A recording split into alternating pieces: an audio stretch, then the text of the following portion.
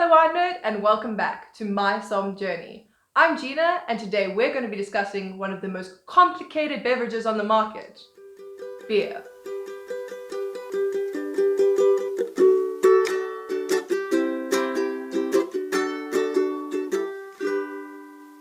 Yes, you heard me correctly.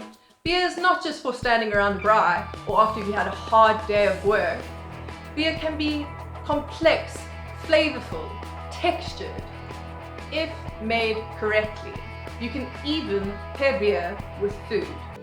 Hell, we could have been tarring the roof of one of our own houses. We were the lords of all creation. As for Andy, he spent that break hunkered in the shade, a strange little smile on his face, watching us drink his beer.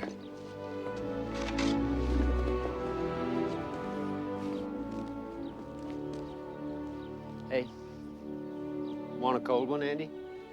No, thanks. Gave up drinking. You could argue he'd done it to curry favor with the guards, or maybe make a few friends among us cons. Me, I think he did it just to feel normal again, if only for a short while. Before we get started, I would like to thank the South African Sommeliers Association for allowing us to film a beer masterclass.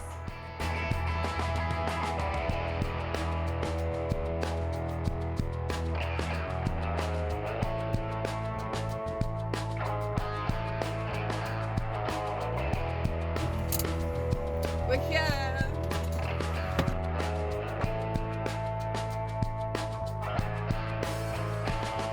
So, we are at the Somm headquarters and we're here for a master beer class.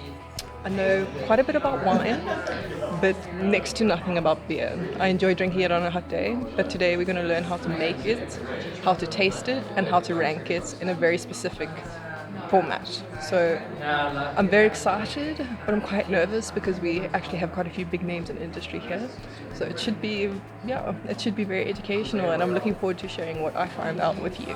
The class was hosted by Lucy Korn, who is a qualified and experienced BJCP judge, Africa's first certified Cicerone, co-founder of the African Beer Cup, and editor of On Tap magazine, South Africa's only print beer publication. The information in this video is a novice-friendly summary of what I learned from this amazing woman in industry.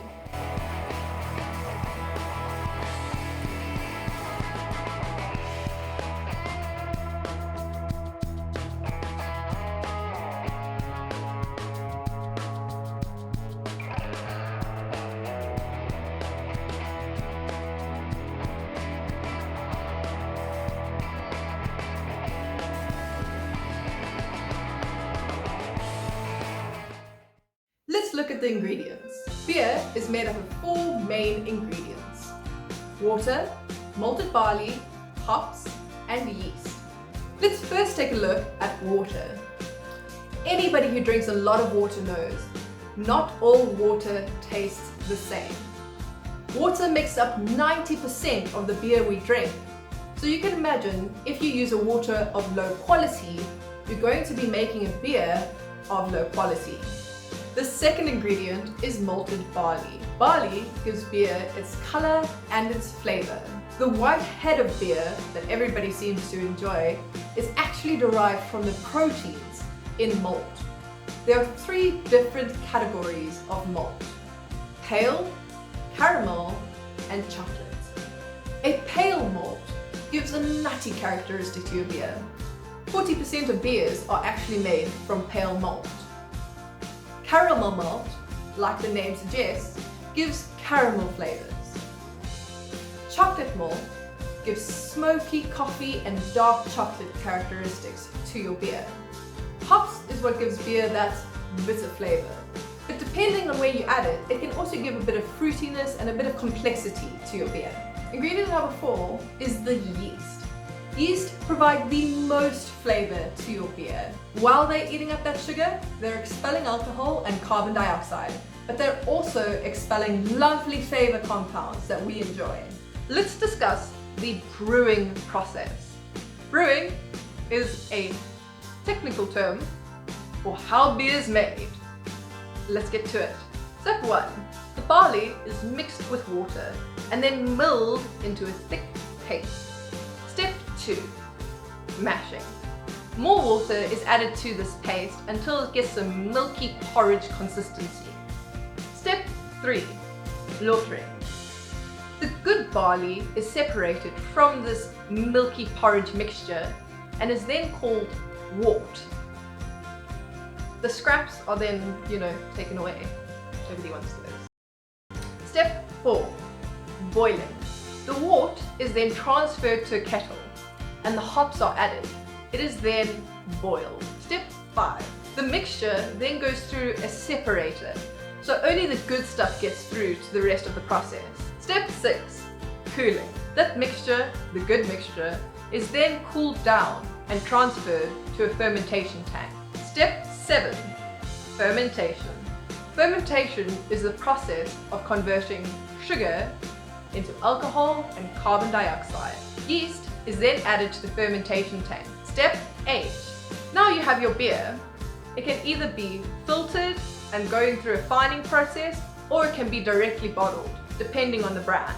Now that we know how beer is made, let's look at the different styles of beer. Just like in Romeo and Juliet, the Montagues and the Capulets, you have two families of beer, a lager and an ale. The only difference between the two is where the yeast sits during fermentation and the temperature of the water.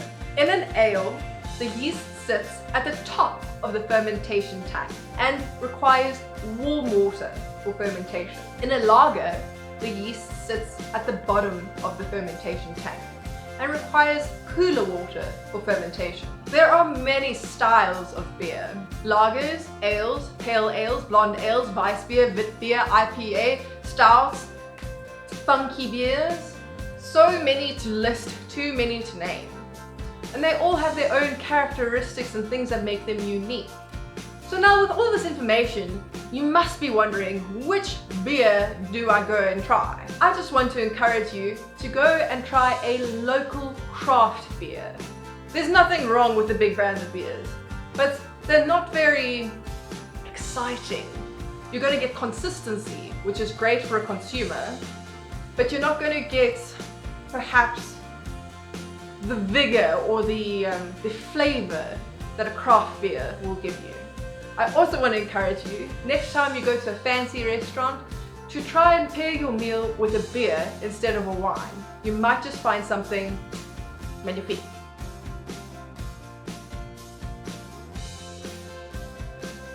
Jack Black is a proudly South African brand. This is its Cape Pale Ale.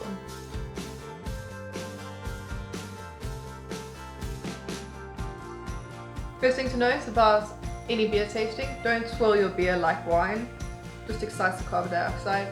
You can, if you're not getting a lot of flavors, swirl it a little bit, but otherwise you should get beautiful flavors just straight out of the glass. Right now I'm getting a lot of honey, a lot of sort of loquat, stone fruit. It's got beautiful little bubbles in it, not too vivacious. It had a beautiful head when I first poured it, and now they still head here. Lovely. A pretty well balanced beer, not too much acidity to it, a lot of honey that's there, a bit of loquat, very sort of warm flavors. Definitely a beer for somebody who's looking toward going to craft beer but isn't too adventurous. They want something that they're going to buy and know that they will drink when they get home. Not a bad beer. So this is a Thai beer. It's our Singa Premium Import Lager Beer.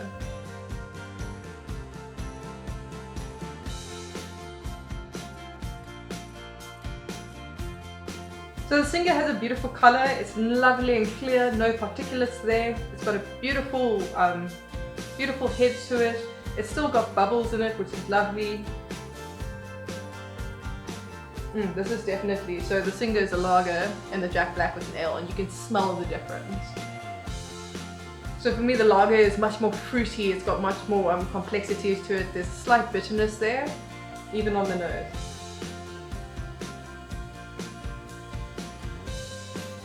Got a slight bitterness to it, but it's got this sort of lingering acidity that's lovely. It's not too acidic, so it's got that fruitiness that's there, but the bitterness just makes it a little bit more complex. That would be a great beer for anybody who's looking for trying to move towards darker beers, more bitter beers, but isn't quite ready for that. Leffe Blonde. Doesn't say if it's blonde ale or anything, it just says blonde. So blonde is supposed to be the first stepping stone between an ale and a lager. My first thought is how much darker it is than the two previous beers. Really dark. It had quite a thick head to it. It's got tiny little bubbles compared to the others. So this one is more. It's not normally. I'm used to honey blonde ale. So this is very much a more. It's got quite a bitter characteristic to it. Almost a sort of cooked apple flavors. It's very glycerol-y on the palate, which is quite nice. It's almost smooth, which is lovely. Those bubbles are very slight on your tongue. I mean, it's very, I must be honest, it's like, it tastes a lot better than it smells. So this is actually quite delicious. A very smooth beer. I would say that's quite user-friendly in the way. All of these beers I would probably pair with a sort of a lighter meal, no really heavy meat. What you would pair a Chardonnay with, you could probably have any of these beers with. Something to keep in mind.